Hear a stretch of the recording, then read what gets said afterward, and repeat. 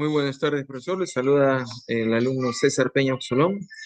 Voy a compartir mi pantalla para que reiniciar mi exposición sobre el terreno ecológico que me ha tocado trabajar. Este es el segundo avance. Voy a compartir un momento.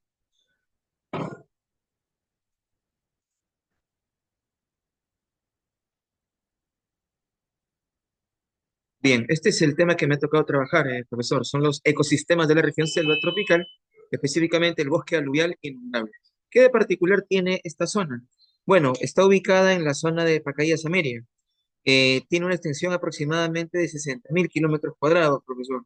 Si nosotros hacemos una comparación, más o menos 60.000 kilómetros cuadrados viene a ser la mitad de la República del Uruguay. Y el Uruguay es un país pequeño, pero la mitad, es como si la mitad fuera el bosque aluvial inundable de Perú. Está ubicado en el río Marañón. Voy a trasladar la diapositiva. Bueno, aproximadamente tiene 60.000 kilómetros cuadrados de extensión. Está ubicado entre los ríos Ucayali y Marañón. Y el 100% cubre, ¿no? al- la totalidad de los más de 20.000 kilómetros de la reserva Pacaya-Samiria. Bueno, es una zona altamente lluviosa y que haya mucha lluvia y mucha agua es bueno en general, pero también se originan ciertas desventajas. ¿Cuáles son? Hay bastante erosión. ¿Por qué razón? Porque en la información que estuvimos buscando, encontramos que hay zonas donde hay declive, bastante declive. Es una zona de declive. Y entonces el agua no se queda en forma horizontal, no se queda emposada para nutrir a las plantas, a las frutas, a los árboles que crecen en aquel lugar, sino que al ser una zona que tiene fuerte caída en diagonal, el agua se va hacia los ríos. Entonces llueve y ocasiona que los nutrientes del suelo se vayan hacia los ríos, se forma un limbo. Entonces, eso va debilitando más bien aquella zona, ¿no? Que inicialmente debería ser muy rica, ¿no? En productos, en flora y fauna.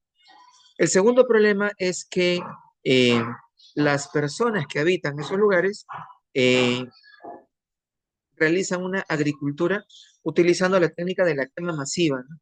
Para lograr obtener zonas que puedan ser sembradas, lo que hacen es provocar incendios y incendios controlados, pero entre comillas son incendios controlados porque a veces se pueden extender, ¿no? Lo que ha ocurrido hace poco y viene ocurriendo todavía, ¿no?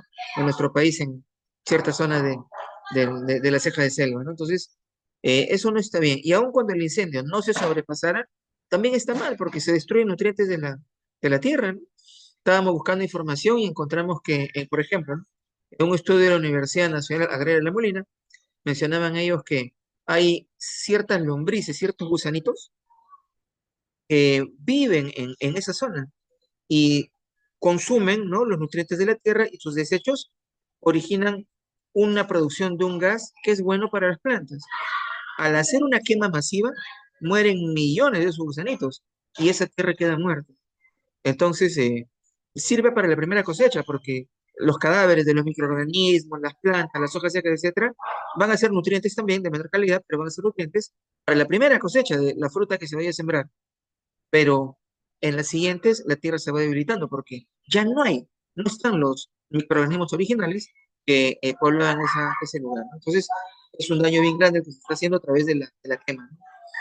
¿Qué se debería hacer? Bueno, el Estado debería tener políticas, ¿no? de capacitación, ¿no? Para que las personas, eh, aun cuando se encuentren en una necesidad económica, no recurran a la quema, ¿no? Que hace tanto daño al sistema, a dicho ecosistema.